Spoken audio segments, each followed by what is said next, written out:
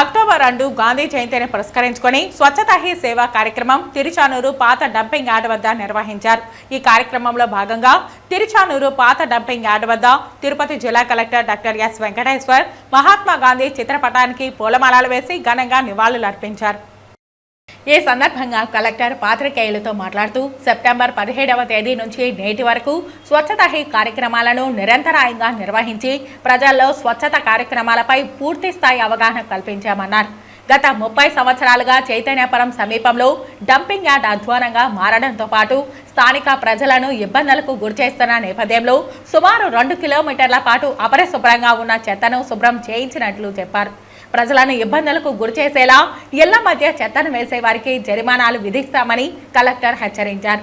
ఈ కార్యక్రమంలో DPO Sushiladevi, DLPO Ruparani, MPDO Ramesh, EO PRD Giridhar Reddy, Tiruchanur EO Shivashankar Raju, TDP ముఖ్య నాయకులు కిషోర్ రెడ్డి, హరిరామ్, అమిలినేని మధు, డిస్కో శివ, మునిరత్నం రెడ్డి తదితరులు పాల్గొన్నారు.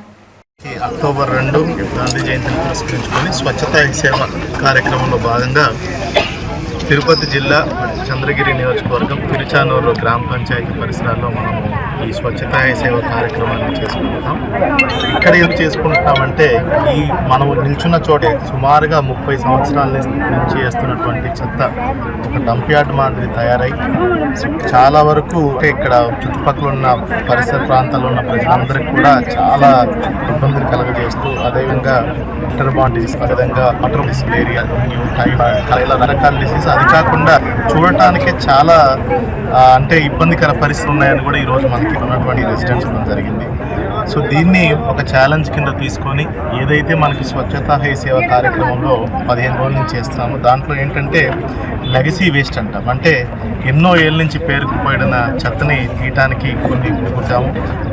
అలాంటిది మన తిరుపతి టౌన్ పరిసరాల్లో ఉన్నటువంటి పెద్దది ఈ మనము తిరుచానూరులో ఉన్నటువంటి ఈ డంప్ యార్డ్ కాదు, కానీ అందరూ దీన్ని వాడుకోవటంతో ఇలా తయారు. ఈరోజు సుమారుగా ఈరోజు మన పంచాయత్ మన సఫాయి కర్మచారులను కూడా చేస్తాం. మన క్లాబ్ పనిచేసి డిపిఓ గారు ఆధ్వర్యంలో దీన్ని ఒక ఛాలెంజ్ కింద తీసుకొని సుమారుగా 2000 టన్ను ఉన్నటువంటి ఈ చెత్తని వాళ్ళు 600 లోడ్స్ ట్రాక్లతో దీన్ని లాస్ట్ 20 డేస్ కష్టపడుతున్నారు. అదే ప్లేస్లో మళ్ళీ చెత్త రాకూడదనే ఉద్దేశంతో చెర్రీ బ్లాసమ్ ట్రీస్ కూడా ఏర్పాటు చేయడం జరిగింది. ఒక ప్లాంటేషన్ లాగా ఇక్కడ ఏర్పాటు చేసి ఇక్కడ మంచి ఆహ్లాదకరమైన వాతావరణం తీసుకురావడం జరిగింది. కానీ దీంతో మా పని అయిపోయినట్టు మేము భావించాము. ఎందుకంటే ఇక్కడ ఉన్నటువంటి రెసిడెంట్స్ కూడా మళ్ళీ వేసే ఆస్కారం ఉన్నప్పుడు ఇక్కడ కనుక మళ్ళీ చెత్త వేసినట్లయితే ఖచ్చితంగా చాలా హెవీ ఫైన్స్ ఉంటాయనేది కూడా చుట్టుపక్కల చెప్పిందంటే మనము క్లీన్ చేయటము, బాగా పరిశుభ్రాలు మెయింటైన్ చేయడం బాధ్యత ప్రతి ఒక్క సామాన్యుడు కూడా, ప్రతి ఒక్క ఇక్కడ నివసించే వాళ్ళందరూ కూడా మీద కూడా వాళ్ళ బాధ్యత ఉంది. ఖచ్చితంగా వాళ్ళందరూ దీంట్లో భాగ్యస్సులై వాళ్ళు చెత్తని పంచాయతీ లేదంటే కార్పొరేషన్ పరిధిలో కార్పొరేషన్ వాళ్ళు తీసుకుంటారు. ఎక్కువ ఇలాంటి ప్లేసెస్ మాత్రం వేయడానికి లేదు, వేస్తే మాత్రం ఖచ్చితంగా ఫైన్ వేయడం జరుగుతుంది. ఫైన్లతో స్టార్ట్ మా ఉద్దేశం కాదు, బట్ వాళ్ళు ఒక బిహేవియర్ చేంజ్ ఒకసారి పెట్టిస్తున్నాము, పండించడానికి చూస్తాం. ఆ తర్వాతే లాస్ట్ రిసార్ట్ కింద ఫైన్స్ వేయటం జరుగుతుంది. దీన్ని ఫ్యూచర్లో కూడా ఒక మంచి పార్క్ కింద అభివృద్ధి చేయడానికి స్థానిక మన చంద్రగిరి ఎమ్మెల్యేతో కూడా మాట్లాడి ఎలా చేయాలి, అభివృద్ధి చేయాలనేది కూడా ఆయన సజెషన్స్, ఇన్పుట్స్ కూడా తీసుకుని ఖచ్చితంగా దీన్ని ఒక మంచి ఏరియా కింద అభివృద్ధి చేయడానికి కూడా ప్లాన్ చేస్తాం. సార్, తిరుచానూరు వార్షిక ఆదాయం 10 కోట్లపై ఉన్నది, కానీ ఇంతవరకు మా సొంత డంపింగ్ యార్డే లేదు సార్. దీనిపైన ఎటువంటి చర్యలు చేపట్టుకోవాలి? పరిస్థితులకు సంబంధించి డంప్ యార్డ్కి సంబంధించి మనకి ఏదైతే ఒక ప్రాపర్ ప్లాన్ అయి వేసుకున్నామో ఎగ్జిస్టింగ్ సాలిడ్ వేస్ట్ ప్లాన్స్ అన్నింటినీ కూడా అంటే గడిచిన కొన్ని సంవత్సరాల్లో అవి బాగా మరుగున పడిపోతుంటారు.